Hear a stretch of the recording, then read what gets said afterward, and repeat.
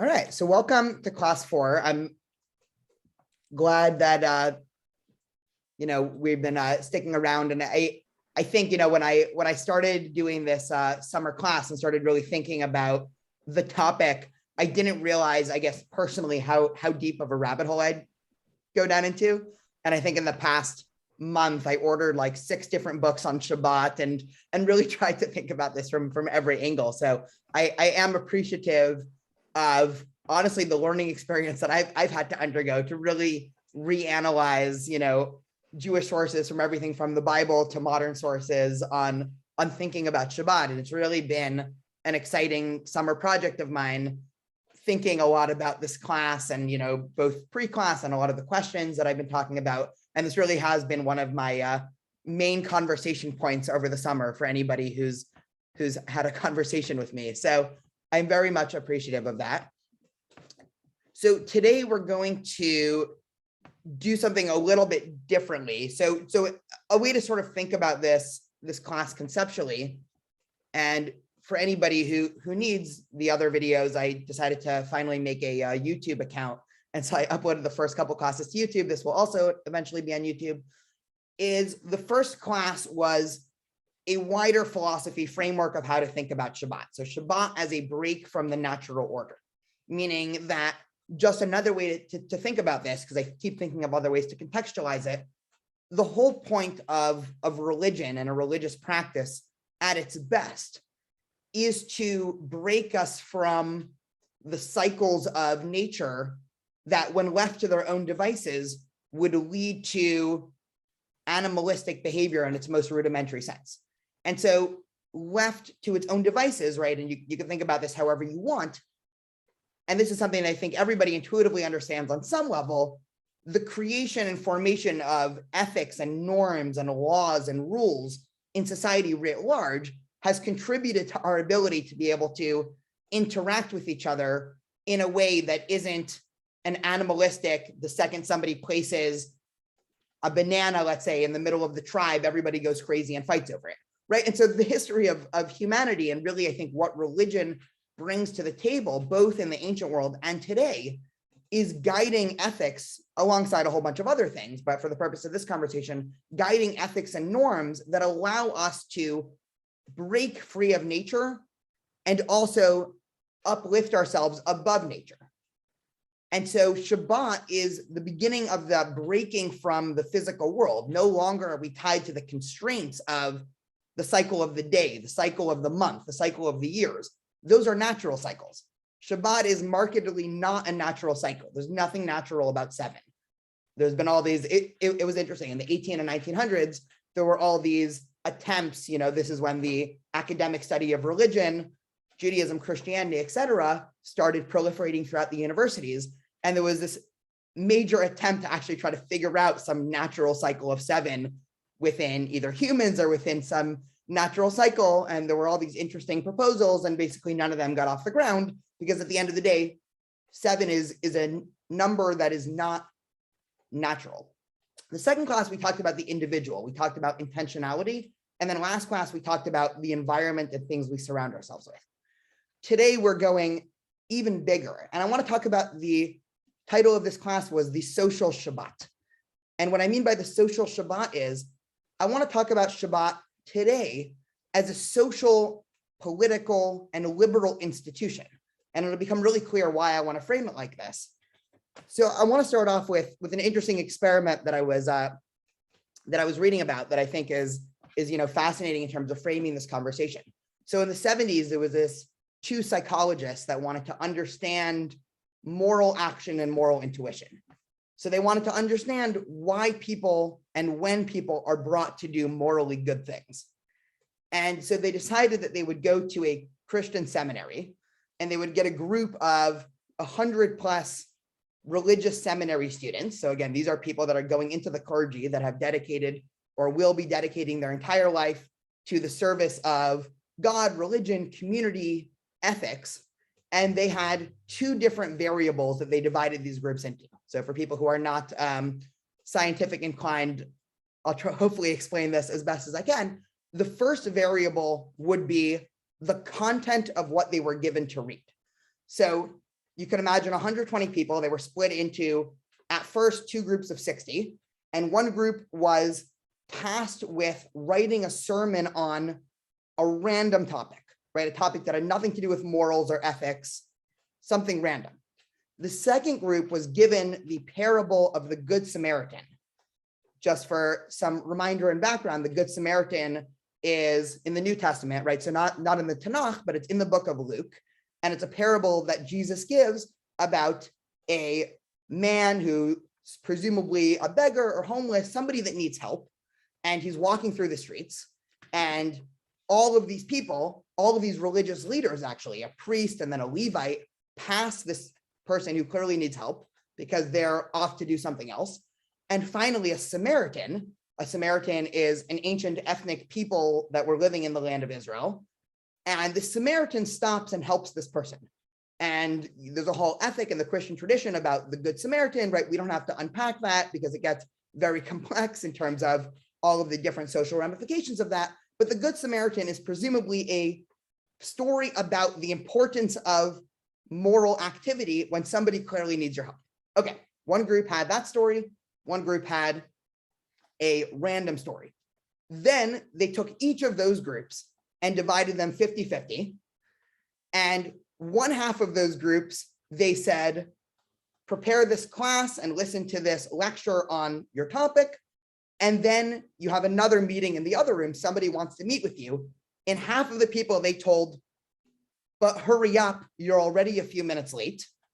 And in group number 2, they said, take your time, you still have a couple minutes until we're starting.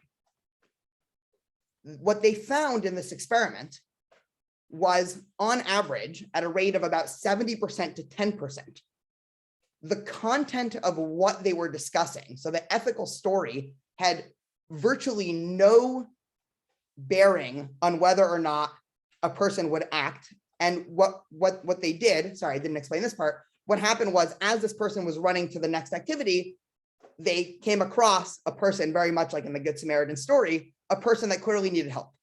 So somebody who was sitting there moaning in pain, clearly in need of some help.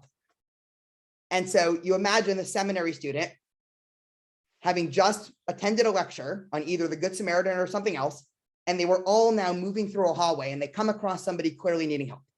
So what they discovered was it didn't make a difference what was on their mind in terms of whether or not they would stop. So it doesn't make a difference if you talk about the good values of being a Good Samaritan or something else.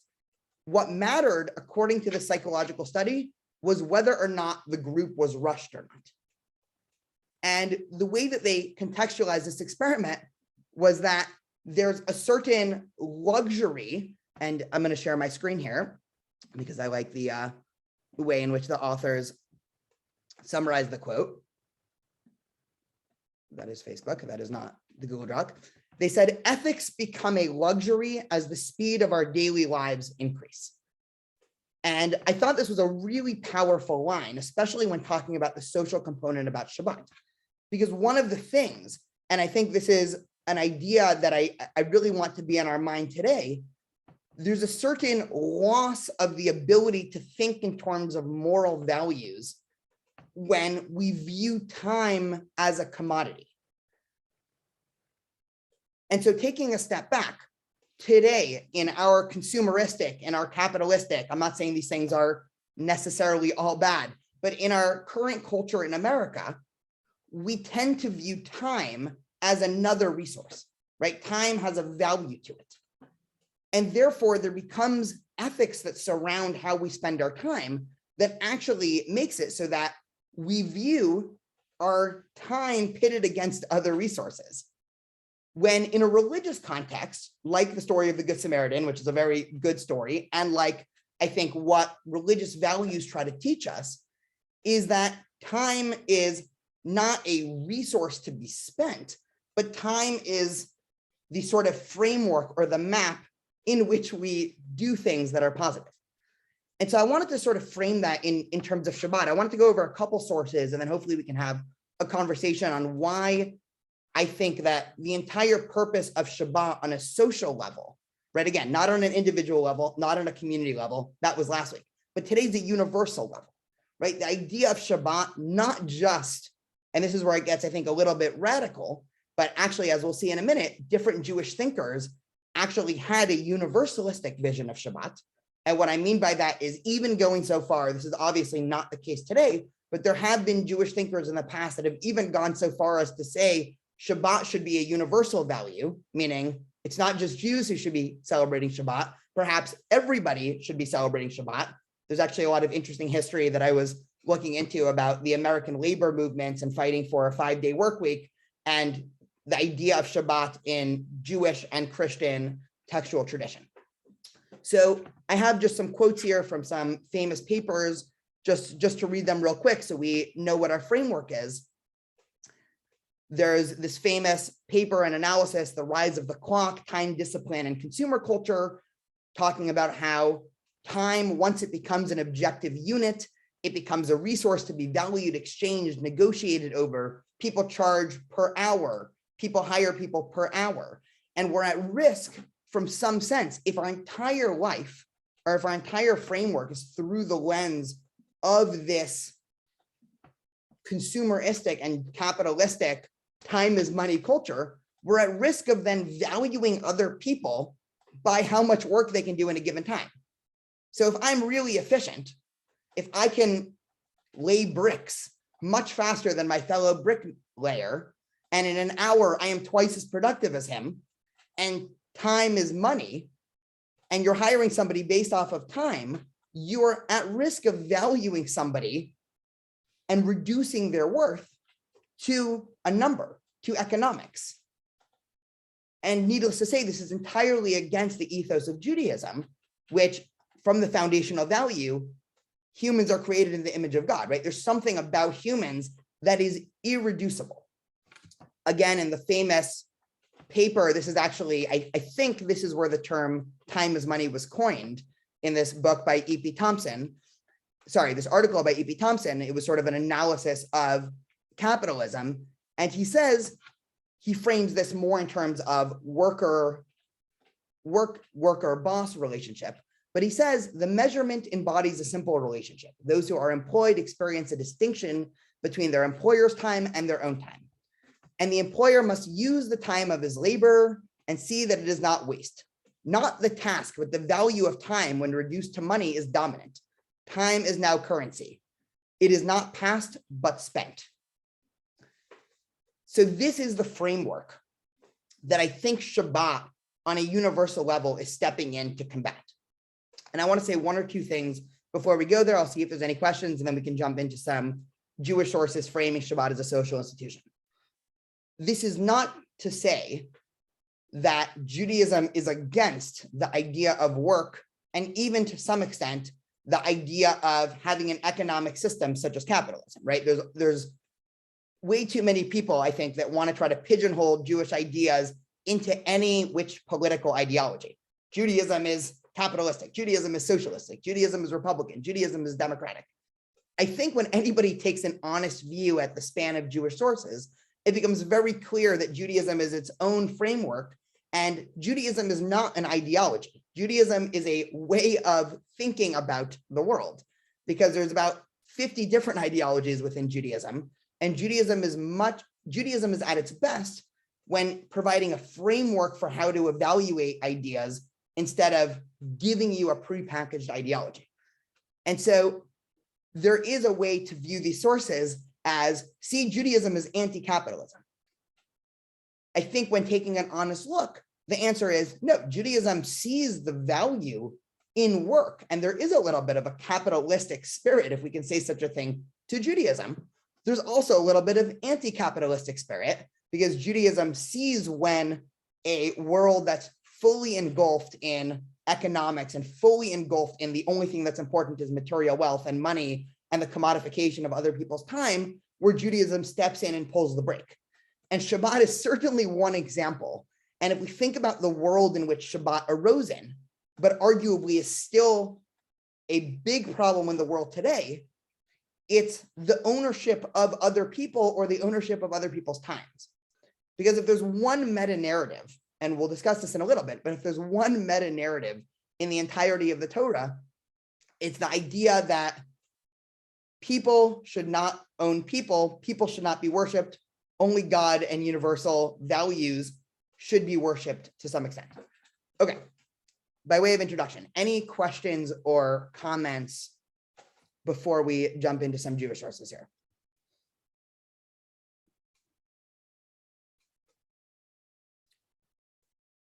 Great. Oh, Marilyn, go for it. When you started introducing this last bit about time and how when it's more plentiful, you have the luxury of being more moralistic or ethical. You think about that more. I thought about it in life from different places we were in life. Now, as a senior, I have my husband and I have a lot more time on our hands, and we do have the luxury to help others a lot more, to have that foremost on our minds, more so than we did at other points in our lives.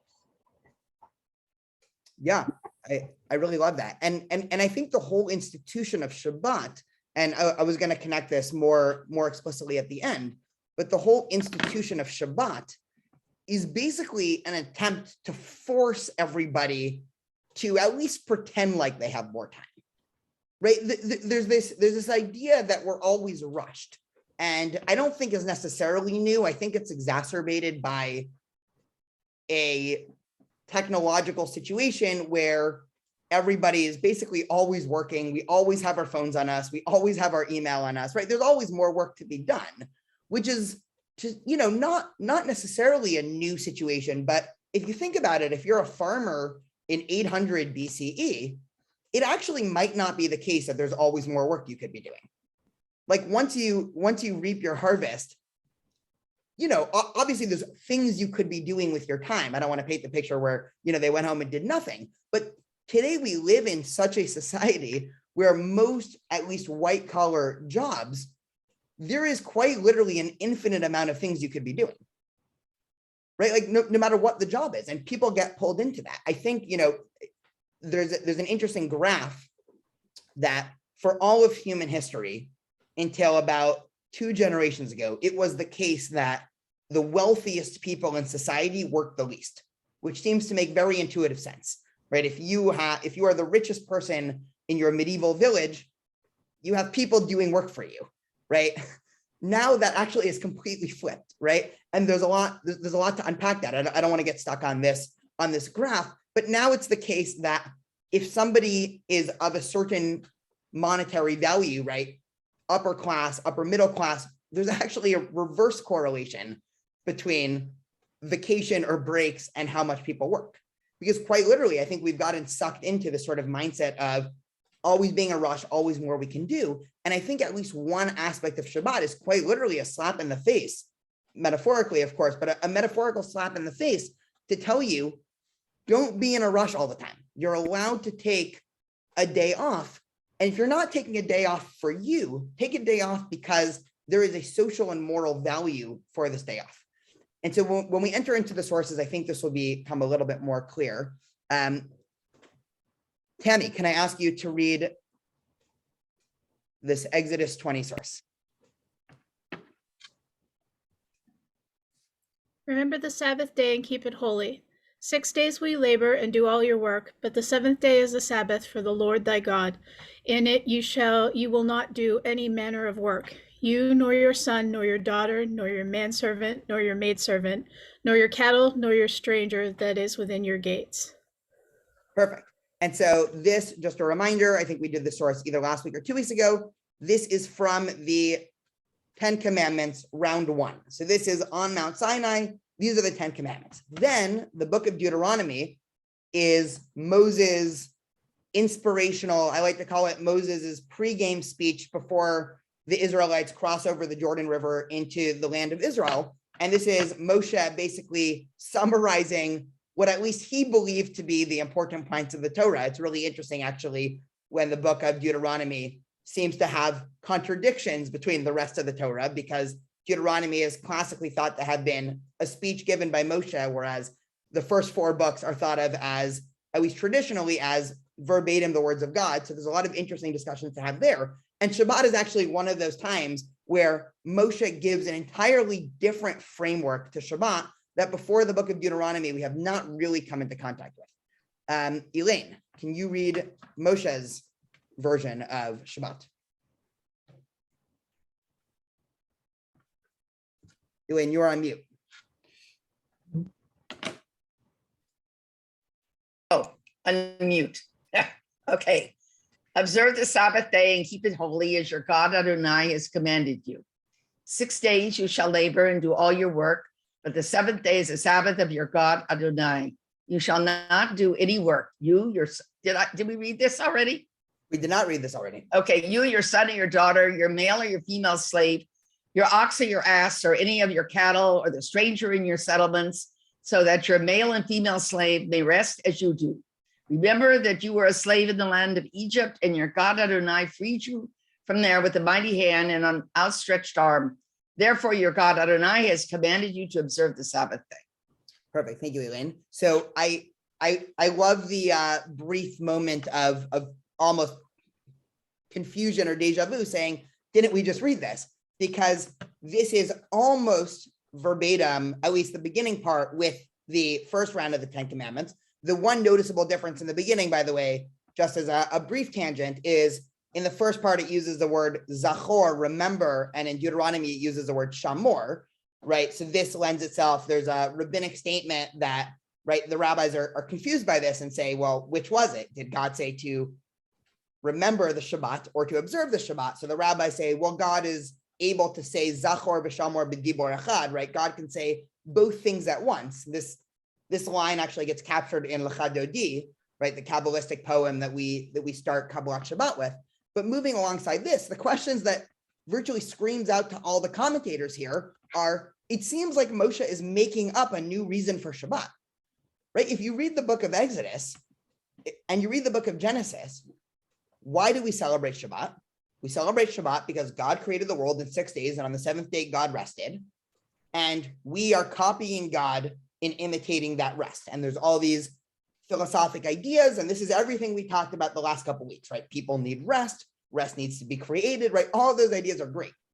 It seems like now Moshe is inventing or coming up with or using completely different language. And he brings in this idea of the exodus from Egypt, which again, we discuss this every year closer to Passover, but exodus is quite ubiquitous within Jewish sources. But it seems that Moshe is, again, adding a new dimension to Shabbat that isn't unnoticed. And so I want to go over a couple of the different ways that commentators reconcile us and what they think that Moses was doing. So two commentators here. So first we have Maimonides in his famous philosophic book, The Guide to the Perplexed. And he says straight up, his comments here, Moses warned us to observe Shabbat because of our having been slaves, working all day against our will and never having rest. And he commanded us now to abstain from work and rest in order to remember the kindness of God towards us in bringing us forth from slavery to rest. So Maimonides is saying, well, it's quite simple. Rather than try to use these big philosophic abstract concepts as to why Shabbat is valuable, just remember your history, right? Think back, right? You can imagine Moses saying to 40 years ago, right? The book of Deuteronomy is at the end of the 40 years of wandering. Think back to 40 years ago, right? Remember the stories that your parents and grandparents have told you about servitude in Egypt. Think about how amazing it was that God freed you. How can you, right? And now you can imagine the moral pivot. How can you possibly think of doing that to someone else, right? How can you possibly think about this idea where you have 24/7 control of somebody else's time? Because that's slavery. And the entire edifice of Shabbat, the entire edifice of the Exodus, is about that pivot, is about the greatest institution, I think, of Judaism, at least at its outset, was the idea that might does not make right, that just because Pharaoh has more soldiers and more chariots than other nations does not mean that slavery is okay and moral. And it seems that according to Maimonides, Moshe is bringing that in as an additional reason. If we hop over from Spain to France at roughly the same time, we have another commentator, the Chizkuni. Maddie, can I ask you to read her? 1 second. If it's loud, then no worries. I can always call an audible. All right, we'll get you later. Josh, can you read Chizkuni here? Yeah. Chizkuni, Exodus 20. You shall remember that you used to be a slave. The reason why this has been written here, i.e. that your male and female servants also have to rest on the Sabbath, is that we ourselves were slaves and did not enjoy the luxury of resting on the Shabbat. We must not treat our slaves as we have been treated. In the first version of the 10 Commandments that were given on a joyous occasion, the Torah did not want to dampen our sense of joy by reminding us of our low status in Egypt. It therefore omitted mentioning that we used to be slaves. It was sufficient to emphasize that it was God who had taken us out of Egypt, and that we had not we had not staged a revolt to bring this about. Perfect. Before I sort of give context here, I'm curious if people want to attempt to summarize this idea. What is Chizkuni saying? What's this? What additional value is he bringing there? Is he bringing here to the conversation? And any and all answers welcome.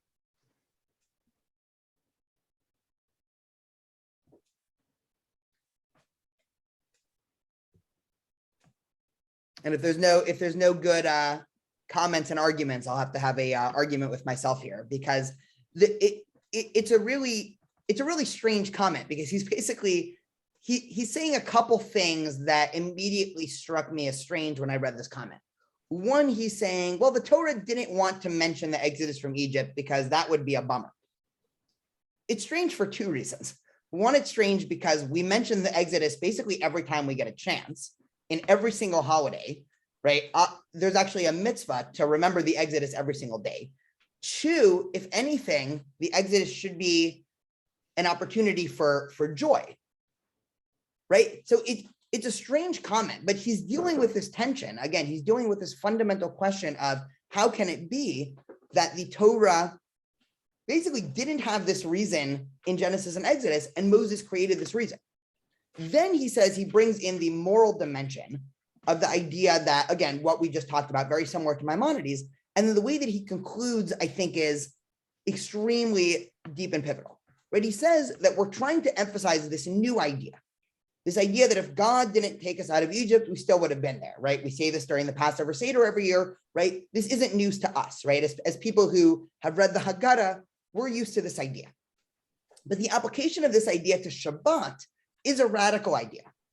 Because what this means is this idea that people cannot free themselves, right? This is one of the main ideas of the Exodus as a social and moral tool, is that when somebody is in servitude, when somebody's being taken advantage of, this is something we know all too well currently, it's almost impossible for the person who's being taken advantage of, or the person who has no power, to help themselves out of a situation. And what it seems like Chizkuni is talking about here is that actually there are times where there has to be an outside force that's coming in for moral good and actually taking the situation and either literally freeing the slaves or metaphorically freeing the slaves. And he goes on to then develop that this is a component to Shabbat. And this is why in Shabbat, we're so clear to say it's not just about you. It's not just about your community. It's the people who work for you, even with the knowledge that they are not Jewish, right? This has completely eradicated the boundaries between Jew and Gentile, or Jew and not Jew, right? There's no in and out group here, right? There's no sense of, oh, well, they're the other, right? And so, yes, I remember in the first class, somebody asked me about the institution of the Shabbos Goy, right? This idea that you have somebody who isn't Jewish there to do all the malach, right? That's what happens when there's an over legalization of Judaism, so much so that the original ideas completely fall off the map, right? The Shabbat Goy is a terrible institution, right? And I think I said this in the other class. right? And so what this is coming to add, and we'll see how it becomes encoded in a minute, this is coming to add an ethical dimension. Just so we see it, I wanted to read the Friday night Kiddush in English, because this idea makes it already into our Kiddush. Who has not read? Lila, can I ask you to read here? I'm going to step out and grab a tissue while you're reading. Go for it, Lila.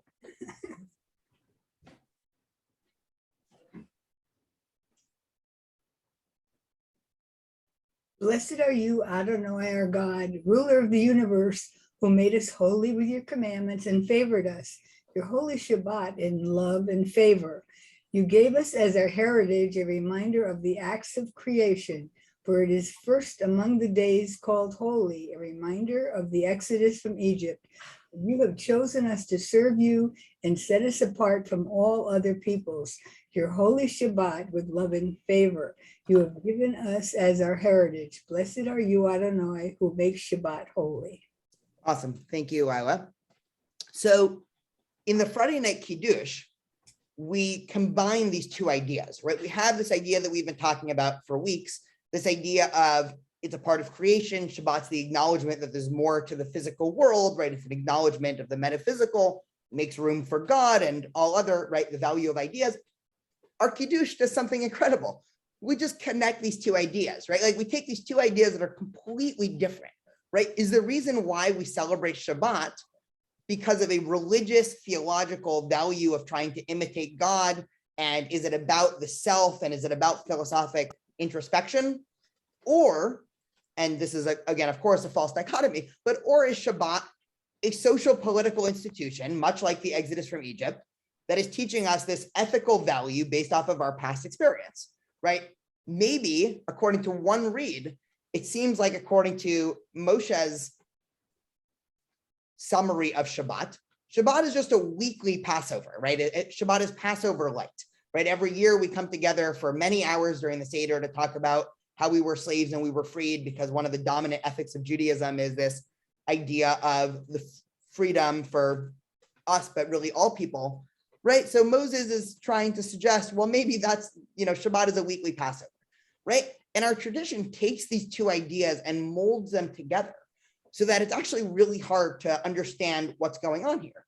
And this is something that if we actually think about the Kiddush, right, without this background, it's a very confusing Kiddush, right? Like when you read it, you always think, what is about the Exodus from Egypt, right? We've spent 4 weeks learning about Shabbat. We've read virtually every source that comes before this in the Torah. We've learned stories in the Talmud.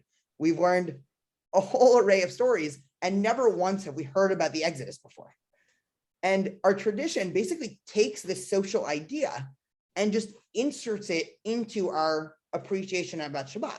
And again, we can have this sort of, right, if we were in a history class and we were a bunch of academics, we can say, well, which was first? Was Shabbat first a religious institution that then they found social value, or was it a social institution that then was given religious value, right?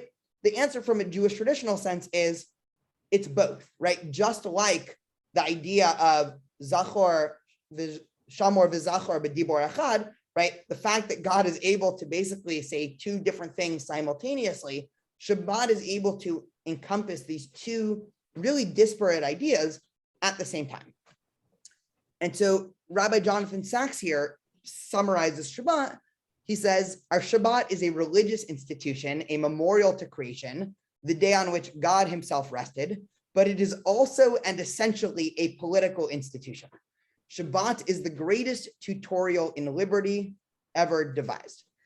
And I want to unshare my screen for a minute just so we can have hopefully some conversation and some questions to sort of put this in a little bit of a larger framework and to make a couple of connections from Shabbat to, I think, the wider ethos of Jewish law, or at least the initial stages of Jewish law in the Torah. The entire ethic of the laws governing society in the Torah can be almost summarized through the framework about Shabbat, right? If we think about how many things in the Torah and in the Tanakh revolve around this idea of the number 7 being an idea that is immaterial, right, above nature for a moral end, right? So obviously every seventh day is Shabbat, right? In the ancient Israelite calendar, every 7 years would be a sabbatical year called Shemitah. What would happen in that year? Well, not only would nobody work, right? So again, there would be a complete lack of work and quote unquote sabbatical for your workers. There would also be a cancellation of loans, right? So imagine this, imagine trying to run an economic system where every 7 years loans are canceled, right? There's a whole interesting history and discussion there. Then every 7 cycles of Shemitah, every 50 years, you would have a year called Yovel, the Jubilee year. There, property would return to its original owner, right? So if you just imagine these ideas piling up, and again, the purpose here isn't to suggest, wouldn't our world be great if we went back to canceling loans every 7 years and returning property to their owner? Because as Jewish scholars will tell you, the idea of the sabbatical year and the idea of the Jubilee year probably never actually happened, right? Like in a historic sense. And so the question is, well, what's happening here, right? What is the Torah doing? And the Torah is describing an ethical ideal, right? The Torah is trying to tell you, just like the fact that in individual self-actualization, there's more to life than the money and things, that if you want to run a society, your centralizing value cannot be economic greed, right? It can't be interest. It can't be real estate development, right? Not saying these things are bad, again, because for the other 49 years in a Yovel cycle, that's exactly what was happening. And for the other 6 years of the non-Shemitah cycle, ancient Israelite culture, along with actually a lot of modern Israel, it's an agrarian culture, right? It's a society that was quite literally based around the agricultural cycle to some extent. But there's a need, again, every 7 to have this metaphorical slap about this idea to say, worry about where the morals are, right? Just like in this Good Samaritan experiment, right? If people, right, the Torah and Judaism has a very realistic view of people, right? The Torah does not like to provide us with these unattainable ideals and say, okay, well, hopefully they can live up to these crazy expectations. What I think is going on here is there's a recognition of the psychology of people that oftentimes it's not the ideas and things we value that cause us to act as much as we like to think it is, but it's other constraints, such as feeling like you're not rushed. So if every week we force you to quite literally not be rushed for anything, right? There's nothing you could do, right? There's nowhere you can go. There's no profit to wring from anybody. It doesn't matter what your workers are doing. It doesn't matter what's happening with your business. Again, in the idealistic view of Shabbat, not only does that, of course, give everybody a well-needed break and all of that thing, but that actually requires you, right? You are like the experimental group there that is unrushed. You have time. And the overall goal there, and this will be the last thing I say, and then I would love to hear some questions or comments or thoughts. The goal is not just that it'll affect what happens on Shabbat. The goal is that it'll affect what happens the other 6 days of the week. Because once you take this time to slow down and to actually think about what's happening on an economic and social level, the goal is that when you get into work on Sunday or more like Monday in America, the goal is that you're going to have in the back of your mind, yes, work is important, profit's important, all of these things. Again, you can't have institutions, right? We can have a whole other conversation about, right? The Torah clearly also has a whole view of economics and things like that, but it's not all about that.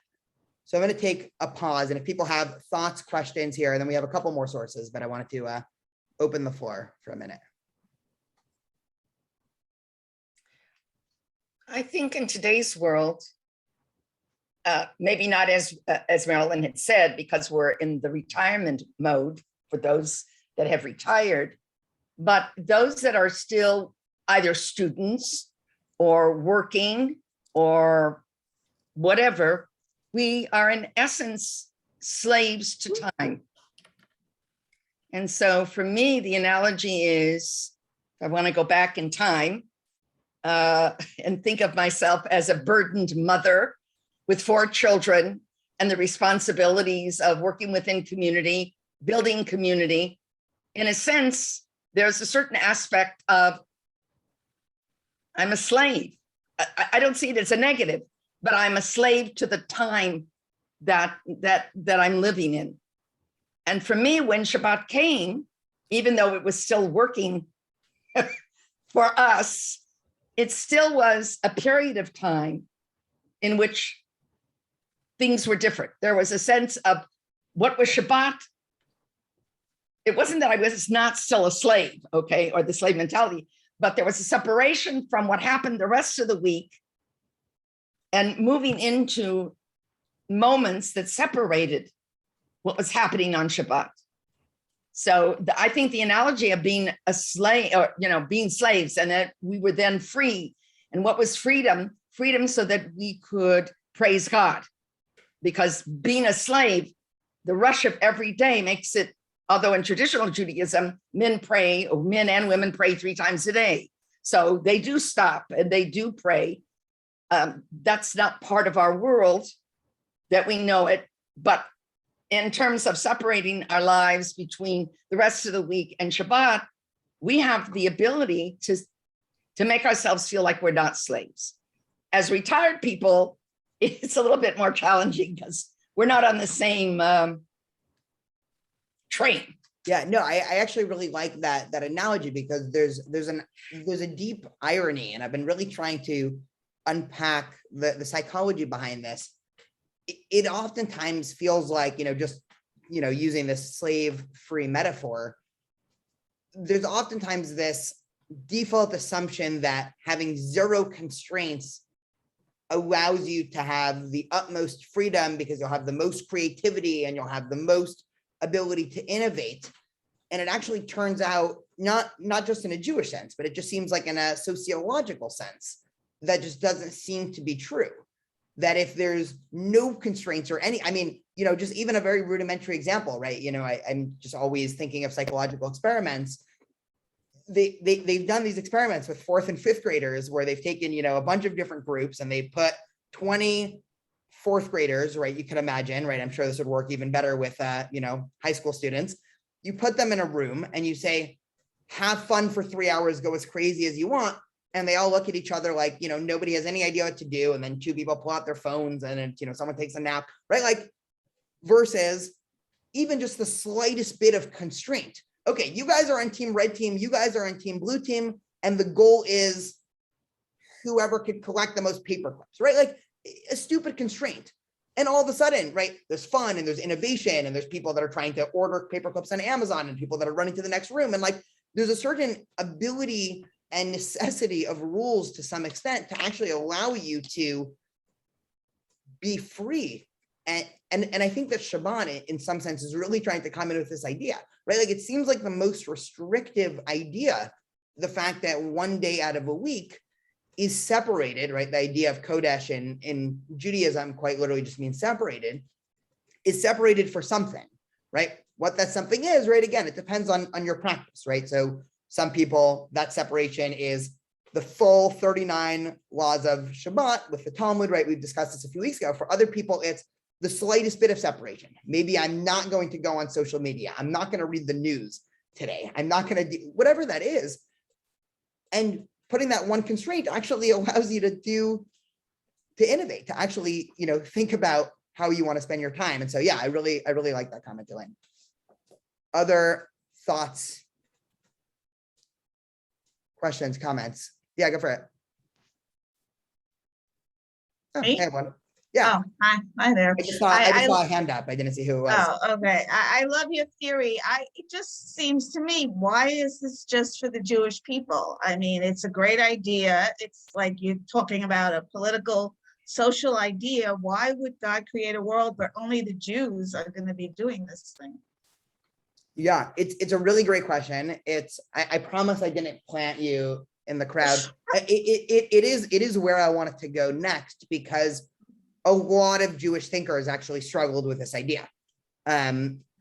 Just in terms of taking a step back, right? One of the most interesting things about Judaism that differentiates it from virtually anything else, right? Judaism is not synonymous with Christianity, Islam, etc. It's also not synonymous with an ethnic identity, because Judaism is an ethnic identity that imposes rules only for our group and people who decide to join our group, which is very weird, right? There's no desire to push ideas on anybody else, but within the group, defined either by ethnic ties or social ties, right? Conversion, there is those values, which leads to, I think, I actually think, not in a theological level, but the most interesting philosophic question about Judaism is, if we think what we're doing is so great, why don't we try to universalize it? So this can be, and this was actually the core question at the root of, I know this is the tangent, but I'll bring it back in a second.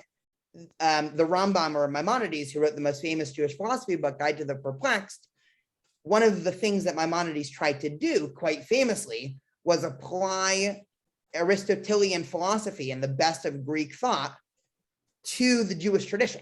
And so he defends everything in Judaism to an extreme, right? He said, the reasons for kosher is because kosher food is healthier. The reason for that, he tries to apply that to Jewish law. So again, right, this question, right? And he deals with this question, but he doesn't have a great answer. So all that's to say is, we're going to see in a second that there were Jewish thinkers that actually did think Shabbat should be a universal idea. Why Shabbat is not seen as a fundamental value for the rest of the world right now, I'm actually not sure, right? Because Judaism actually does have a category of universalism, right? Very basic ideas, but there is an idea of 7 universal laws, right? They're called the Sheva Mitzvot B'nai Noach, that we do think that, yes, murder is bad for everybody, not just Jews. Yes, stealing is bad for everybody, not just Jews. And so we'll see in a second. I want to do 1 or 2 sources, and then hopefully we'll have this conversation, because I do think that there is a value of Shabbat that could be universalized, whether or not that's the restrictive Shabbat practice, or whether or not that's something like the labor movement in America that said people shouldn't be working on weekends, right?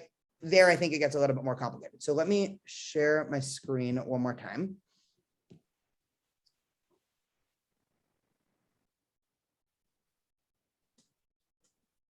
And I want to set this up, because now, we're sort of talking about the idea of universalism.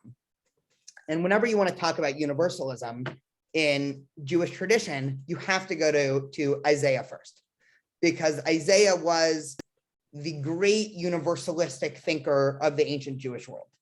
And Isaiah's entire career, and if you haven't read, very few people have read the entire book of Isaiah because it's very dense ancient poetry. If you haven't read at least the first chapter of Isaiah, strongly recommend for a homework reading or self-reading, whatever we want to call it. But Isaiah's entire thesis basically is Judaism and the temple have become overly ritualized. People have forgotten the underlying morals.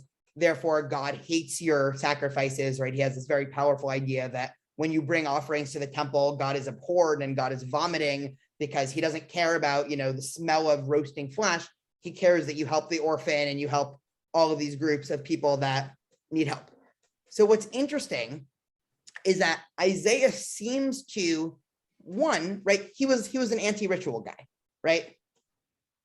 He talks about Shabbat very favorably, which is already a red flag, right? So Isaiah is already starting to not put Shabbat in the same category as ritual, right? And in one of the more famous lines, here's what he says. So this is towards the end of the book of Isaiah. And I hope at least by the end of this, everybody will recognize the last couple sentences. If not, I'll say where it's from. And then I think, there'll be a high percentage of people recognizing it. So he says, "Thus says the Lord, observe what is right and do what is just. For soon my salvation shall come and my deliverance will be revealed. Happy is the person who does this, the person who holds fast to it," right? So his central thesis, just do good, be a good person, right? Then he says, "Who keeps the Shabbat and does not profane it. Let not the foreigner say, who has attached himself to the Lord will keep me apart from his people. And let not the Enoch say, I am a withered tree. For thus said the Lord, for the Enochs who keep my Shabbat, who have chosen what I desire, and who hold fast to my covenant, I will give them in my house and within my walls a monument and a name, better than sons or daughters. I will give them an everlasting name, which will not perish." Now is your question. As for the foreigners who attach themselves to the Lord, to minister to him, and to love the name of the Lord, to be his servants, all who keep the Shabbat and do not profane it, and who hold fast to my covenant. Here's the line in which, we're about 2 months away from the high holidays. This is how we conclude a lot of high holiday services, both during Slichot, Rosh Hashanah, and Yom Kippur. I will bring them to my sacred mountain. Let them rejoice in my house of prayer. Their burnt offerings and sacrifices shall be welcome on my altar, for my house shall be called a house of prayer for all people, right? If we're thinking about this in the high holidays, you're going to get a glimpse of my terrible voice, but it's Ve'haviyoti el harkachi ve'simachti bebeit tefilati. If that made no sense to you because my voice was not good enough to replicate the actual tune, I apologize. Wait about a month till we start Slichot. But this is Isaiah's great vision, and it is very surprising. And I partially brought it here because every year, we read this during high holidays, this universalistic vision of Judaism. And I'll be honest, just personally, I don't exactly know what to make of this. I'm actually curious to open this up for conversation, because what it seems like Isaiah is saying is that Shabbat is a universal value, right? There's a value for everybody keeping Shabbat, right? He connects us with his wider universal value that, hopefully one day the central temple in Jerusalem will be a universal temple, and people of all religions and all religious faiths will bring their burnt offerings and sacrifices to the temple. But all this is to say, Isaiah clearly agreed. And so there is an element of Shabbat, whether it is the practice of Shabbat or it is the ethics of Shabbat, which is, I think, what I think somebody who wants to reconcile Isaiah with traditional Judaism would say, well, he's talking about the ethics, not about the laws of Shabbat. So the ethics of treating workers nicely, that, isn't necessarily limited to just Shabbat. But I think it is an open question. He actually continues, and we actually studied this last week, but I wanted to bring it just in a little bit of a different context, because right after this essay in 56, he then says, if you refrain from trampling my Shabbat, from pursuing your affairs my holy day, if you call the Shabbat a delight, the Lord's holy day honored, if you honor it and not go in your way, nor look to your affairs, nor strike bargains, then you can seek the favor of the Lord. I will set you astride the heights of the earth and let you enjoy the heritage of your father Jacob, for the mouth of the Lord has spoken. So unsharing my screen here for a minute. Isaiah clearly thought Shabbat had implications greater than just Judaism. And it seems that if we take this ethical and social view of Shabbat, that view clearly has implications that are greater than Judaism. Whether or not, again, that means that if Isaiah was reincarnated in the year 2022, he would say, well, let's stand on the street corner with big signs saying keep Shabbat. Probably wouldn't, although, he was known to do he had some interesting methods to spread his ideas, but he probably wouldn't do that. But I think he would say that if these values that we get from Shabbat, right, if Shabbat is just limited to our community, whether or not we think of our community as any one temple, right, Temple Beth Tikva, or our community, meaning the Jewish community, if Shabbat is just limited to a certain people in a certain day of the week, then we're doing Shabbat wrong. Because if Shabbat is not affecting our Thursdays, then we haven't really done Shabbat. Because if we really internalize these ideas of Shabbat, then we would treat workers differently. We would have a different view on time, right? We would hopefully never be caught in that group of the rushed in that Good Samaritan experiment and walk right past somebody who clearly needs immediate help because we're going to be a couple minutes late to the meeting. But it is sort of this open question of, again, squaring these universalistic ideas that Judaism has and these very particularistic Jewish ideas. And there's been a 3,000-year tension and debate between these ideas, right? Judaism's at its best when it takes the good parts of both, right? So we're particularistic enough to maintain our community and to give ourselves meaning, because I think particularism is very important to create communities and to give a meaning, but we're not so particularistic that we hate everyone else.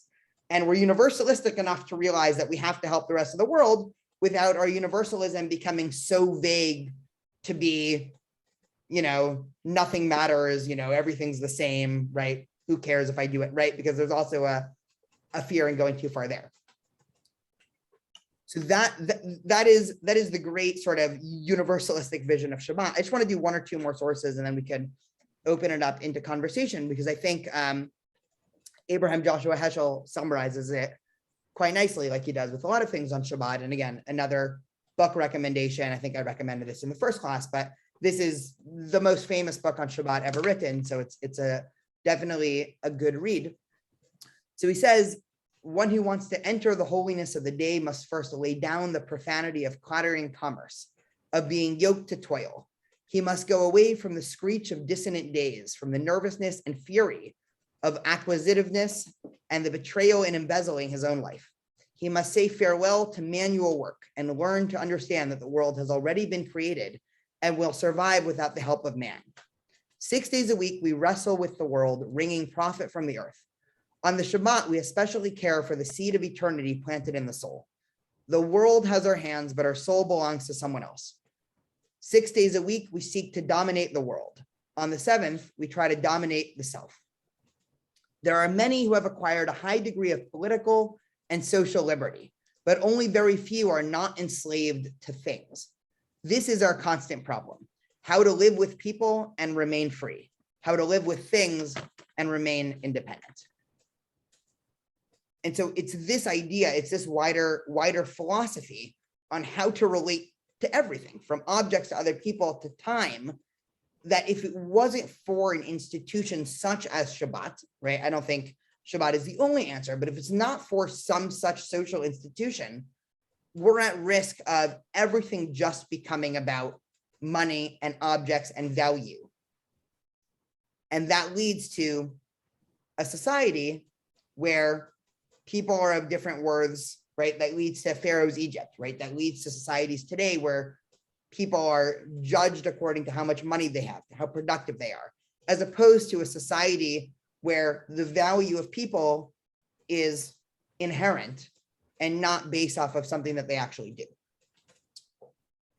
Taking a step back, any thoughts, any questions on this? This is a completely different element of Shabbat that you can see is parallel to all of the philosophic and communal inspiration about Shabbat. Our tradition also at the same time uses Shabbat as a great social and political institution. And again, one that certainly has universalistic appeal.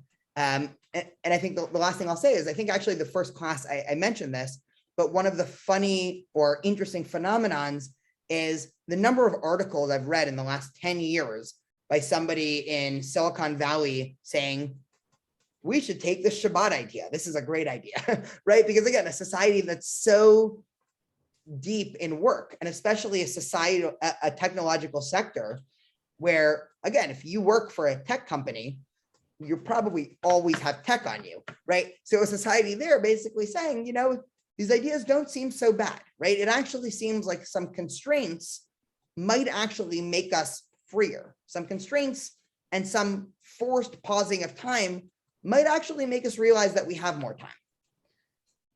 And so this sort of philosophy of almost the ethics of time, I'll call it, that Shabbat deploys is not, as I think some people view it as, well, taking a break from the world for a day is a waste, right? You're not productive, you're not those things.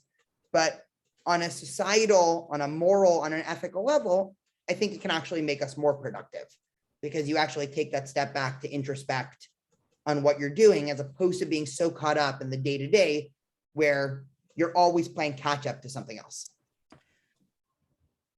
I think the closest that we come as modern Jews, I mean, across the board, the majority, there are exceptions to the rule. I think the closest we come to the idea of that separation is Rosh Hashanah and Yom Kippur.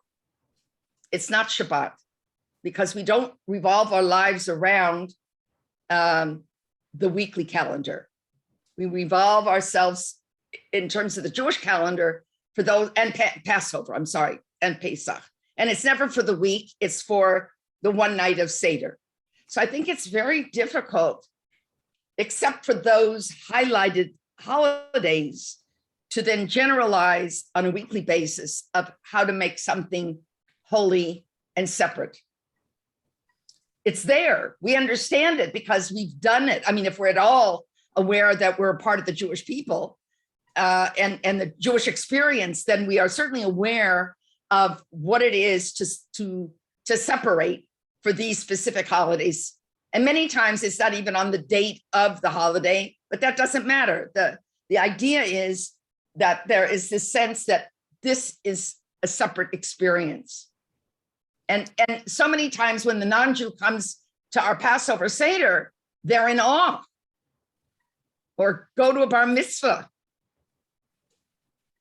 You know. Yeah, this is again, I think, one of the tragedies to some extent. And again, I don't have all the answers. I'm sort of working through this philosophically because I think there's a lot of really counterintuitive psychological, just once we're in the realm of society and psychology, there's a lot of really counterintuitive things that are going on, which is I look, and as do I think, Jews throughout history, just in terms of writings and Pew studies, both in America and Israel, view the Passover Seder once or twice a year as some of the most memorable nights I've ever had. And, I think, just again, you read the writings of, Jews throughout history, right? It's one of the most memorable nights I've ever had.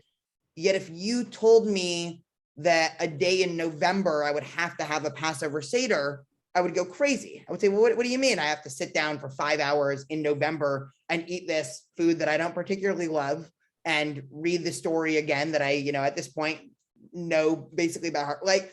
And it's hard to square those two ideas. And I think, and I was thinking about the same thing with Shabbat, meaning if you told me on a Wednesday, next Wednesday, I'm not going to use any technology and I'm not allowed to answer email and I'm not allowed to worry about anything professional and I'm not allowed to do X, Y, and Z, I think I would also go crazy. Yet the fact that the institution exists is such a blessing. And what I think Shabbat is trying to do is almost provide what people describe the inspiration of Passover and the high holidays, provide that in a weekly situation that I actually think really does work. I just have to, because I've shared this before, and I don't remember if it was here. When I go into Los Angeles and I celebrate a Shabbat within the Orthodox community, and they invite teenagers, young people, which they usually put them outside and the big people inside. And you see these young people, there are no phones, there is no electronics, and you see them communicating, talking, joking. And for me, when I see that, which is basically free, they don't see it because they're with their friends, they're with their community.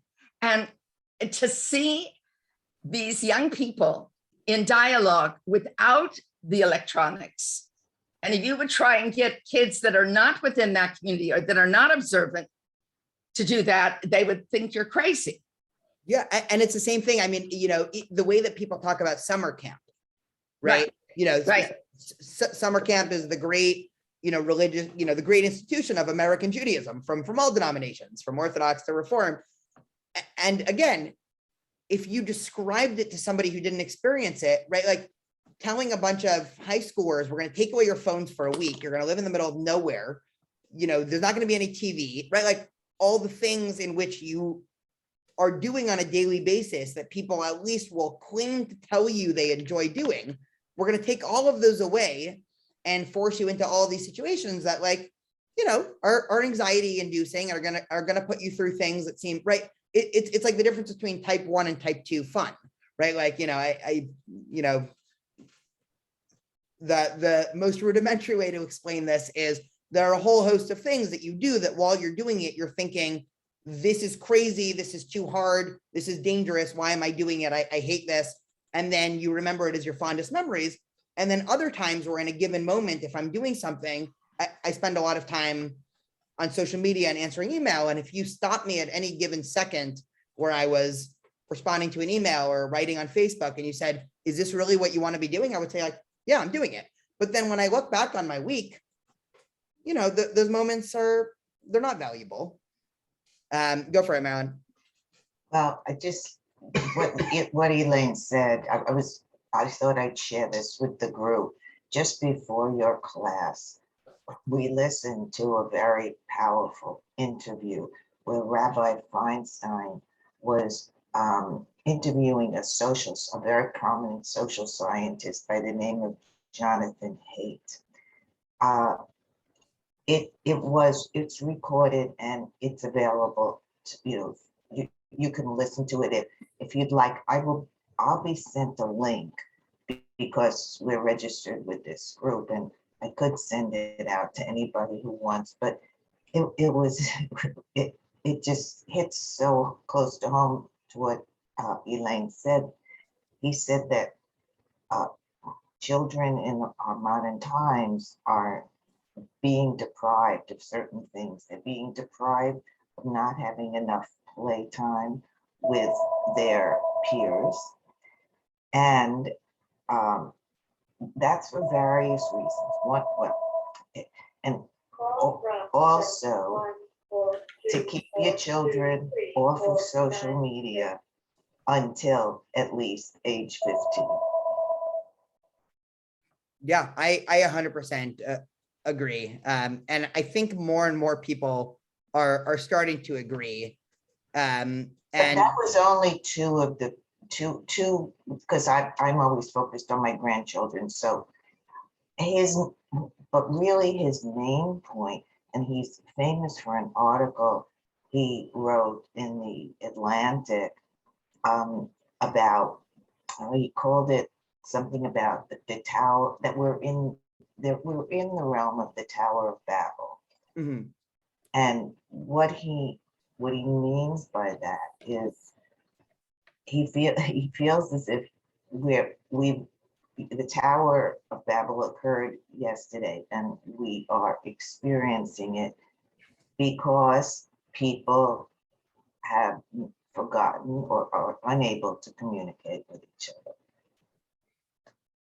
Yeah, it's a really good article. I highly recommend it. I heard a voice from somewhere in the. I guess not. Yeah, it's a really good article, and he also is somebody who's thinking about, we've pivoted a little bit, but to thinking about, again, the way in which social media companies are functioning now, and I think it's just so important for people to realize what's happening is they're competing for our attention, which basically means they're competing for time. And so the way that apps make money, I mean, the entire internet has basically moved to a model of everything is free, but the commodity is your time, right? So instead of paying $10 a month for Facebook, you pay with your time, and then Facebook shows you ads that is worthwhile because they know that if you spend 5 hours on Facebook a week and you spend 3 minutes every day looking at an ad, they're quite literally, if I want to advertise something, I am buying 15 minutes of your time. And that's the way that, all these social media companies, which again creates this really perverse incentive to make it as addictive as possible and to not worry about any of the social, both on an individual level and also on a sociological level in terms of what it's doing. And so if you're somebody who, the one last psychological experiment I'll talk about is they did this experiment with social media companies. Facebook and other social medias companies do what they called A/B testing. And so they're constantly taking, these platforms have hundreds of millions of people. So they're constantly running experiments. It's really interesting from a scientific perspective and really terrifying from we want to have control over our own time perspective. And what they're doing is, if there are 1 billion people on Facebook, I don't know what the actual number is, at every given minute, they are giving 500 million people a shade of blue and 500 million people a shade of greenish blue. And they're seeing, does that have a difference in terms of how much time people are spending on Facebook? And if it turns out the greenish blue makes people spend 0.0001 more minute on Facebook a day, okay, well, now Facebook is greenish blue. And they're doing that thousands of times every single day. And so they're constantly working towards more addictive, more effective, right? Learning more about human psychology than basically, similar to how we're past the era of humans being able to beat computers at chess. We're now past the ability for humans to understand our own psychology better than computer algorithms, which is terrifying. And especially for younger people who have grown up with these apps in their pocket. I can't imagine, genuinely, I cannot imagine a better institution for children than Shabbat, than the idea that you are bound, right? You have a 24, 25-hour period where you just can't use technology, right? Like, don't ask why, no question, right? Like, almost just saying, like, one day you will really appreciate this. Because it's the same thing as camp, right? I remember I went to camp my entire childhood.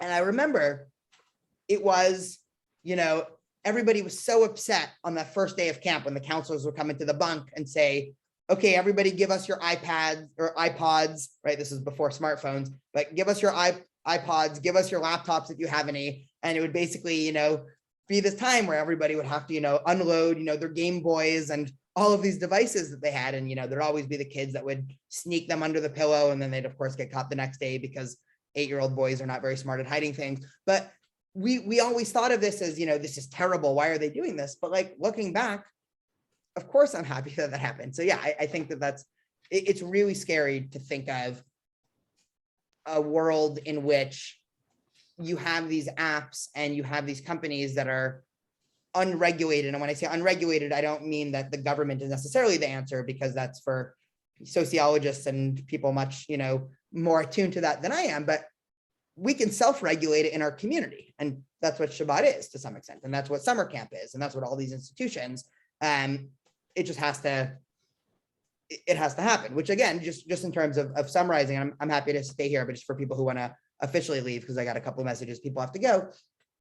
The whole point of, I think, today's class was, and what I think Moshe was telling the Jewish people in framing Shabbat in a social way, as opposed to a philosophic way, is what he was saying is, this is my interpretation, I haven't asked him, but what he was saying is, if the philosophic and theological reasons are not enough to get people to keep Shabbat and to have the value, think about the wider social effects, both in a moral level and also just in a sociological level. And that also has value. And so I think Moshe is, again, telling this generation of people, basically, as you're about to start your society, this is a really important idea, right? It doesn't even matter how you think about it. I mean, I think it matters how you think about it, right? We're spending 5 weeks thinking about it. But whether or not Shabbat for you is a day to worship God, whether or not Shabbat is a day of rest, of introspection, of all this, whether or not it's just a day to basically have an excuse to tell children, don't use your phones, Shabbat is really important. Thank you all. This was really fun. I'm excited for the last class next week. Again, I will hang out here for a couple minutes.